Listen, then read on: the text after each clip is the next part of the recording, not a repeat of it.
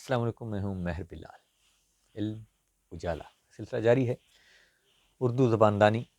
جس میں ہم اردو زبان کے مختلف نام اور ان کی وجہ تسمیہ کے حوالے سے پڑھ رہے ہیں۔ پہلے لیکچر ہمارا ہو چکا ہے جس میں ہندی، ہندوی، دہلوی، ہندوستانی، ریختہ یہ ہم پڑھ چکے۔ اگر آپ نے اسے نہیں دیکھا تو ڈسکرپشن میں اس کا لنک ہے، آپ جا کر اس کو ضرور دیکھ لیجئے تاکہ تھوڑا آپ کو بیس کا پتہ لگے۔ آج ہم بحث کرنے جا رہے ہیں اردو کے اوپر،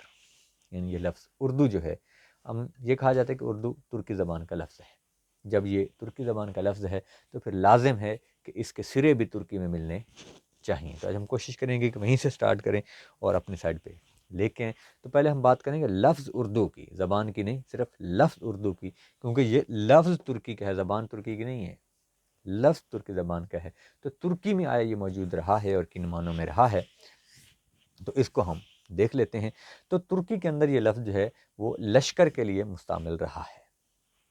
لازم ہے۔ رشید الدین فضل اللہ کی جو جامع التواریخ ہے اس میں بھی یہی ملتا ہے کہ اس کو لشکر کے معنوں میں استعمال کیا جاتا تھا۔ اور ترکی کے جو ہیں ایک بڑے خوبصورت لکھاری ہیں، سلجوق یونیورسٹی کونیا کے صدر شعبہ اردو ہیں ڈاکٹر ایرکان ترکمان، ان کے مطابق 734 میں جو ہے کل نگین بادشاہ نے ایک ستون بنوایا تھا جس کے اوپر انہوں نے کچھ تحریر کنندہ کروائی تھی، اور اس تحریر کو ترکی کی سب سے قدیم تحریر سمجھا جاتا ہے۔ اس کے اوپر بھی اردو کا لفظ موجود ہے، اور وہ کسی آرمی سے ریلیٹڈ، یعنی کسی لشکر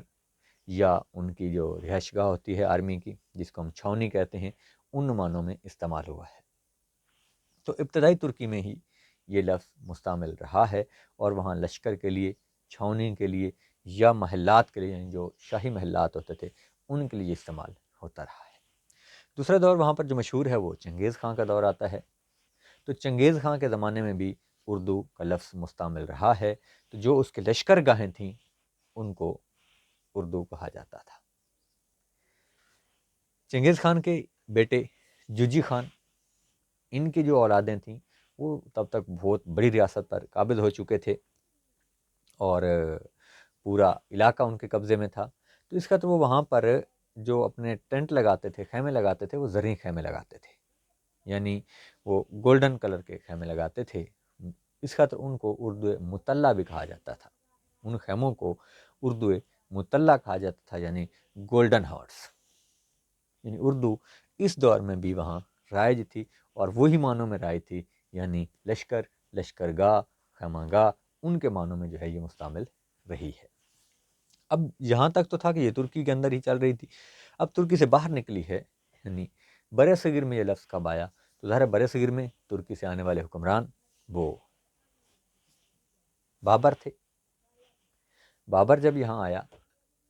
تو انہوں نے یہاں آ کر اس لفظ کو بھی متعارف کروایا انہی معنوں میں جن معنوں میں ترکی میں یہ استعمال ہو رہا تھا۔ تو بابر کے زمانے میں بھی یہ لفظ اردو ہی استعمال ہوتا رہا۔ اس کا تو ان کے تزک کے اندر جو ہے یہ لفظ موجود ہے، یعنی تزک بابری میں یہ لفظ موجود ہے، اور وہاں جو لشکری ٹکسال ہے اس کو اردو کا نام دیا گیا ہے۔ اس کے بعد اکبر کا دور آتا ہے، جلال الدین اکبر، مہابلی۔ وہ خود بھی تھوڑا بڑا تھا حکمرانی کے لحاظ سے، کیونکہ بابر کے پاس چھوٹا سا لشکر تھا، ہو سکتا ہے اس کو چھوٹا اردو کہا جاتا ہو۔ اکبر کے پاس بڑا لشکر تھا، اس کو بڑا اردو کہا گیا، اس خاطر اس کو اردو معلیٰ بھی کہا گیا۔ اردو کا نام اردو معلیٰ بھی رہا ہے، اور وہ جلال الدین اکبر کے زمانے میں رہا، کیونکہ وہ خود اکبر تھا، وہ خود کو خیر سے بڑا مانتا تھا، اس خاطر ذل سبحانی کہا اس نے خود کو، جو فنا ہونے والا تھا، اس خاطر اس نے اپنے لیے مہابلی جیسے القابات کیے۔ تو اس کے زمانے میں جو اس کا لشکر تھا اس کو اردو ظفری بھی کہا جاتا رہا، اردو عالی بھی کہا جاتا رہا، اردو بزرگ بھی کہا جاتا رہا، اردو حضرت بھی کہا جاتا رہا۔ حافظ محمود شیرانی صاحب نے یہی تحقیق کی ہے کہ اکبر کے دور میں اس کے لشکر کے لیے تعظیماً جو ہے وہ اردو کے ساتھ کوئی نہ کوئی لفظ استعمال ہوتا رہا، یعنی اس کے لشکر کو ہی بڑا لشکر بتانے کے لیے اردو معلیٰ کہا گیا۔ تو یہاں تک پہنچے، تب بھی یہ لشکر کے معنوں میں ہی استعمال ہو رہا ہے، ابھی تک یہ زبان کے معنوں میں استعمال نہیں ہوا۔ جہانگیر کے زمانے تک اردو کا لفظ جو ہے وہ اپنے ترکی معنوں میں ہی استعمال ہوتا رہا ہے، یعنی لشکر کے لیے استعمال ہوتا رہا ہے، اور زبان کے لیے ہندی یا ہندوی یا ہندوستانی جو بھی یہ نام تھے ان میں سے کوئی نہ کوئی استعمال ہو رہا تھا۔ یہ لفظ جو ہے یہ لشکر کے لیے ہی مستعمل تھا۔ اس کے بعد جو ہے محققین اس بات پر متفق ہیں کہ اردو کا جو لفظ ہے زبان کے طور پر وہ شاہ جہاں کے دور میں آیا، یعنی جب شاہ جہاں نے ایک نیا شہر بسایا جسے شاہ جہاں آباد کہا گیا، وہ ایک دنیا ہی نہیں تھی، وہاں دنیا بھر سے اہل علم اکٹھے ہوئے، جب وہاں پر جہان آباد کی نستعلیق اور تعلیم یافتہ ماحول ملا اردو کو،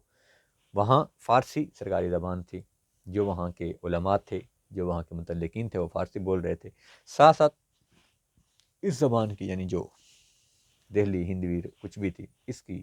سرپرستی بھی ہو رہی تھی، اتنی زیادہ سرپرستی ہوئی کہ وہ زبان جو اجڑ سی زبان تھی، جو لشکر کی ضرورت کو پورا کرنے کی خاطر وہاں بنائی گئی تھی، اس زبان کے اندر فارسی اور عربی کے الفاظ ملائے گئے، جس طرح قطرہ قطرہ مل کے دریا بن جاتا ہے، ایسے ایک ایک نکھرا ہوا لفظ اردو زبان کے اندر آتا گیا تو اس کے اندر بھی نکھار پیدا ہوا، اس قابل ہو گئی کہ شاہ جہان آباد کے آباد ہونے کے نصف صدی بعد وہ اس قابل ہو چکی تھی کہ اس کے اندر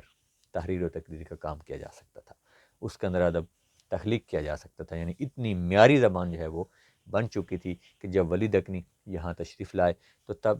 ان کے جو پیر و مرشد تھے شیخ سعد اللہ گلشن صاحب، انہوں نے مشورہ دیا کہ وہ اس زبان کے اندر لکھنا شروع کریں۔ فرق صرف اتنا تھا کہ یہاں پر عربی فارسی کے جو بہترین الفاظ تھے، جو منجھے ہوئے ماہرین تھے، انہوں نے ان کو ٹکسال میں ڈھال لیا تھا، اردو کا رنگ میں رنگ لیا تھا، اور پھر امیر تقی میر کے ایک فرزند ہیں میر کلو عرش، ان کا نام میر حسن عسکری ہے، وہ فرماتے ہیں کہ ہم ہیں اردو معلیٰ کے زبان داں اے عرش، ہم ہیں اردو معلیٰ کے زبان داں اے عرش، مستند ہے جو کچھ ارشاد کیا کرتے ہیں۔ اب یہاں اردو کو اردو معلیٰ وہ کہہ رہے ہیں، لیکن یہاں وہ زبان کے معنوں میں ہی استعمال کر رہے ہیں، یعنی اردو معلیٰ یا اردو معلیٰ ہی پہلے اس کو کہا گیا، اعلیٰ اردو، اچھی اردو جو شاہ جہان آباد کے اندر بولی جا رہی تھی۔ اب ظاہر عوام کی زبان پر شاعرانہ اصطلاح تو بہت خوبصورت تھی، اچھا مرکب ہے اردو معلیٰ، لیکن عوام کے زبان پر چڑھنا یہ الگ بات ہوتی ہے، عوام کی زبان پر اردو معلیٰ نہیں چڑھ سکا تو پھر وہ ایسا ایسا کم ہوتے ہوتے اردو کے رنگ میں آ گیا۔ اب ہم دیکھتے ہیں کہ اردو کا لفظ، خود اردو کا لفظ جو ہے یہ بطور زبان سب سے پہلے کس نے کیا؟ تو ڈاکٹر سید عبداللہ صاحب کی رائے یہی ہے کہ اردو کا لفظ جو ہے یہ سب سے پہلے بطور زبان خان آرزو نے کیا، کہ خان آرزو پہلا شخص تھا جس نے اردو کا لفظ بطور زبان استعمال کیا، کیونکہ اس کے جو تحسین صاحب ہیں، شاہ مراد لاہوری ہیں یا مصطفی ہیں، ان کا زمانہ بعد میں آتا ہے، اس سے پہلے جو ہے اس زمانے میں یہ رائج ہو چکا تھا۔ امید ہے آپ کو یہ ویڈیو پسند آئی ہوگی، کوئی بھی آپ کی رائے ہے، کوئی بھی آپ کا مسئلہ ہے، کوئی آپ کی ہے نصیحت ہے تو آپ ہمیں ضرور کیجیے، ہم آپ کے منتظر ہیں، یہ سلسلہ آگے بڑھتے رہنا چاہیے، اردو کی محبت میں آپ لوگ میرا ساتھ دے رہے ہیں، ایسے جڑ رہیے۔